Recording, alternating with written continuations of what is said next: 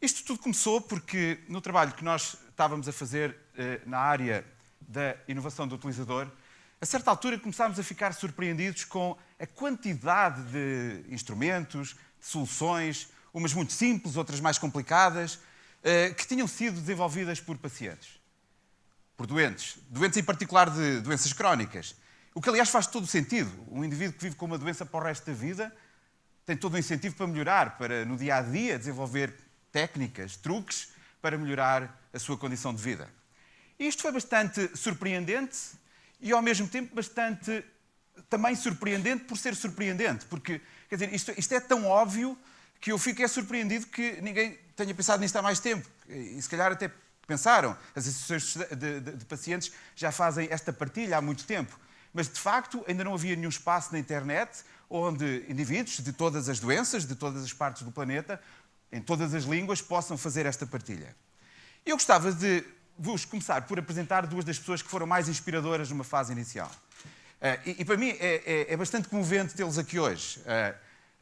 Por um lado, o Louis Plante. Nós, a certa altura, começámos a estudar fibrose quística. E o Louis Plante, eu já vos vou apresentar em mais detalhe, foi uma das primeiras pessoas que nós encontramos. Ele tinha desenvolvido uma coisa que é o frequencer para tirar o muco dos pulmões, uma inovação bastante importante. Depois encontramos o Sr. Taylor Goldsworthy, que, enfim, por incrível que possa parecer, tinha desenvolvido um implante para pôr na sua aorta. Isto parecia quase inacreditável. E, portanto, thank you so much for being here today, because I think it's also your fault. I mean, this is many people's fault. It's Eric's fault. It's your fault too, and I'll go back to other people. E depois o que nós começámos a fazer foi pensar, será que são só dois? Houve dois indivíduos que desenvolveram soluções que os ajudam muito, ou será que há mais? E quando começámos a investigar várias doenças, começámos, por exemplo, pela fibrose quística, percebemos que as soluções nunca mais acabavam literalmente. Numa fase inicial teremos identificado cerca de 100 soluções e percebemos que era muito pouco, porque havia muito mais doentes. Obviamente os doentes, quando inovavam, como disse o professor Van Nippel, não iam fazer publicidade dessas inovações para a internet. Encontramos, por exemplo, uma solução muito interessante, desenvolvida por uma senhora que já morreu, infelizmente, pela Emily Egger, e que descobriu que a utilização de águas salinas, de águas com sal, eram importantes para limpar os pulmões. Ela descobriu isto um pouco por acaso, porque ela, contra a prescrição do médico, porque os médicos na altura andavam, o que faz todo sentido, não sugeriam que os pacientes fizessem desporto, ela descobriu um pouco por acaso que, ao levar com a água na cara, isso a ajudava na limpeza das vias respiratórias. Mais tarde, o médico dela publicou um artigo no New England Journal of Medicine, onde ele comprovava que, de facto, esta é uma boa solução. Reparem, uma solução que foi encontrada, descoberta por uma paciente. Como depois encontramos muitos, ou seja, na fibrose quística a ideia é limpar os pulmões, as vibrações dos pulmões são uma boa técnica para primeiro soltar o muco das paredes dos pulmões, que depois vem cá para fora por expectoração, e portanto fazia sentido que a utilização de trampolins fosse utilizada para crianças. E quando nós contactámos o médico na Nova Zelândia, que tinha pela primeira vez sugerido esta terapia, ele disse-nos, de facto, isto é uma sugestão que veio de alguns pais, que perceberam que quando os miúdos andavam a saltar nos trampolins, não só se estavam a divertir, como estavam a fazer o tratamento. E quando eu vos digo que as soluções nunca mais acabam, é mesmo verdade. Só na fibrose quística, depois descobrimos esta mãe que tinha desenvolvido quase um batedor. A ideia era que muitos destes pacientes faziam 4 horas de ginástica respiratória por dia, o que causava problemas aos próprios pais ou aos cuidadores que faziam este trabalho. E, portanto, esta mãe tentou 100 coisas. Ela diz, eu chamei-lhe Upper 100, porque deve ter havido para aí 99 coisas que não funcionaram. O que faz todo sentido, não é? É um problema diário e, portanto, as pessoas passam a vida a tentar desenvolver soluções que funcionam. E depois encontramos este paciente tetraplégico, que tinha ficado tetraplégico depois de um acidente de carro, o Sr. Amit Goffer, de Israel, que tinha desenvolvido as electric trousers, um equipamento fabuloso, um dos mais desenvolvidos e que lhe permite hoje, ou que permite a muitos pacientes, não apenas ele, andar de uma maneira que parecia impossível. E depois começámos a olhar para outras doenças, como já referi, aliás, e percebemos que às vezes os doentes até eram os primeiros a identificar a doença.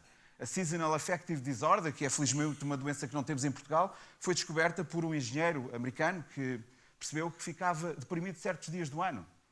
E tinha boas razões para estudar o assunto, porque era um assunto muito sério. E durante 15 anos andou a colecionar dados. 15 anos. Os dados eram muito simples. Numa fase inicial, ele apenas punha no calendário os dias em que estava deprimido. E depois começou a tentar encontrar padrões. E o que ele descobriu foi interessante. Ele primeiro, aliás, suspeitava que era durante o inverno que ele ficava deprimido, mas depois percebeu que não era durante o inverno, era durante os dias em que não havia luz natural. Havia pouca luz natural. Ele vivia no Minnesota. E isto foi interessante, porque ele começa a pensar, bem, se o problema é um problema de luz natural, talvez, eu não podendo ligar o sol, talvez possa ligar luzes fortes em cima de mim. E para além de ter identificado a doença, identificou também a solução, que é a chamada terapia da luz. São luzes artificiais que muitos destes pacientes colocam em frente ao seu corpo para receberem algumas das radiações. Esta foi uma solução mais tarde validada por um médico, pelo Sr. Norm Rosenthal, que foi um dos poucos que se interessou por este assunto e que, curiosamente, no livro que escreveu sobre o assunto, diz que uma das razões porque eu me interessei por este assunto, e ele foi o primeiro que se interessou, é porque eu também sou um paciente. Ele próprio tinha mudado da África do Sul para o norte dos Estados Unidos e tinha percebido que tinha menos luz natural onde vivia. Ou seja, realmente os exemplos nunca mais acabavam e nós vamos ter pessoas que também nos vão falar de diabetes, e temos aqui pessoas da Associação de Diabéticos, soluções muito simples para lidar com a doença. Neste caso, quando uma pessoa dependente de insulina desenvolve pequenas maneiras para, enfim, de uma forma muito mais prática, levar as suas injeções. Ou então o Sr. Richard Bernstein, enfim, que contra tudo e contra todos, quando descobriu uma solução que passava por medir frequentemente o nível de açúcar do sangue, percebeu que ninguém o levava muito a sério e decidiu, quando tinha 45 anos, fazer um curso de medicina para que finalmente pudesse convencer o mundo com mais credibilidade que esta solução funcionava.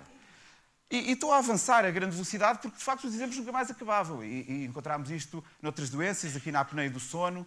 E depois começámos a pensar, e contámos aqui as raríssimas em Portugal, e percebemos que as raríssimas, enfim, são individualmente raras, as doenças raras, mas depois, quando pensamos que há entre 5.000 e 7.000 doenças, é um problema. É um problema tão grande que só na Europa são quase 60 milhões de pessoas que sofrem de doenças raras. E o que se passa nas doenças raras é que, naturalmente, não há muitos incentivos de ninguém. Enfim, as farmacêuticas não têm incentivos porque as populações são muito pequenas, os cientistas não veem aí grande interesse e, portanto, estes pacientes são muito deixados sozinhos. E depois começámos a pensar que, de facto, este era um problema importante e valia a pena estudá-lo. E aqui, com Raríssimas em Portugal, tentámos quantificar a quantidade de pacientes portugueses que tinham desenvolvido soluções inovadoras. E percebemos que em Portugal, pelo menos 13% tinham desenvolvido soluções inovadoras. E, na realidade, este é um número conservador, porque depois há uma outra categoria, que é os chamados pacientes ativos, que vai até 32%. E, portanto, na realidade, enfim, entre 12% e 32%, depende depois como definirmos solução inovadora, foram desenvolvidos por pacientes portugueses, nesta amostra de 500 que encontramos.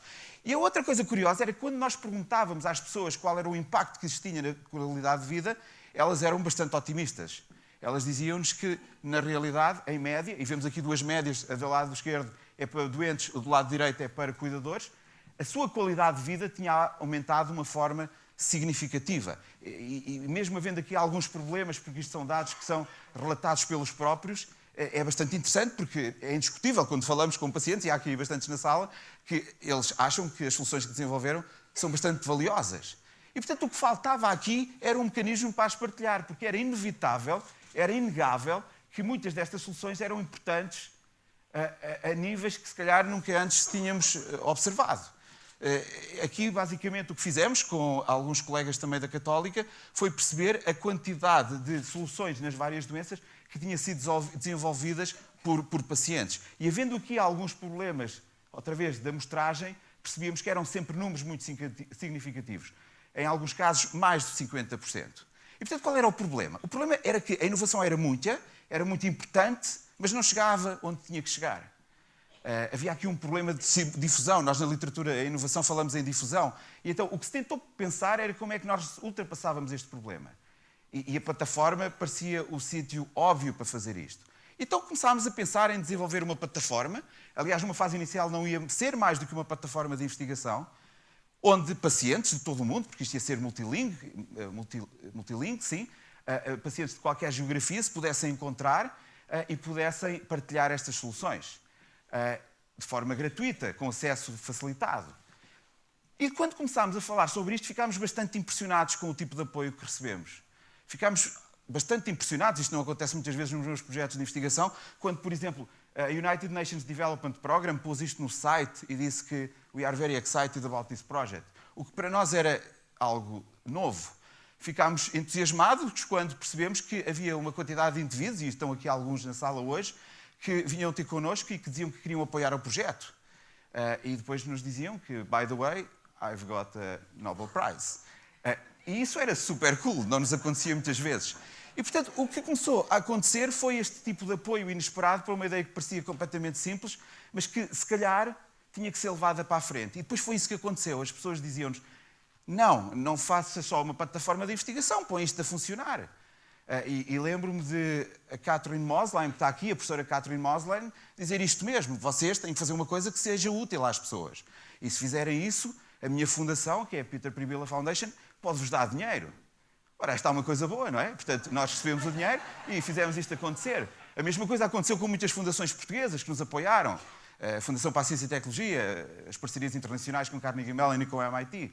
Todo este apoio foi muito importante. E depois percebemos que precisávamos da parte tecnológica. E a Inosabi, uma empresa baseada em Munique, ajudou-nos a fazer todo o trabalho até hoje. Mas realmente o Francisco já falou, quer dizer, o nosso painel de apoiantes era bastante impressionante e voltaremos a ele mais tarde.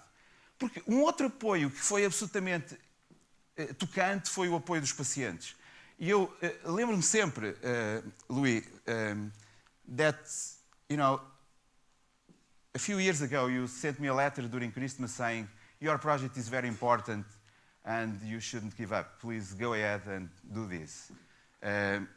Acreditem ou não que quando eu estudava inovação na banca, nunca ninguém me mandou postais no Natal a pedir para continuar com a investigação. So, I think it's probably now time to listen to them, because they are a lot more interesting than I am. I would like to first call Salvador, because unfortunately o Salvador vai ter que sair para fazer, na realidade, um tratamento, e eu pedi-lhe para ser o primeiro e para partilhar connosco a sua experiência.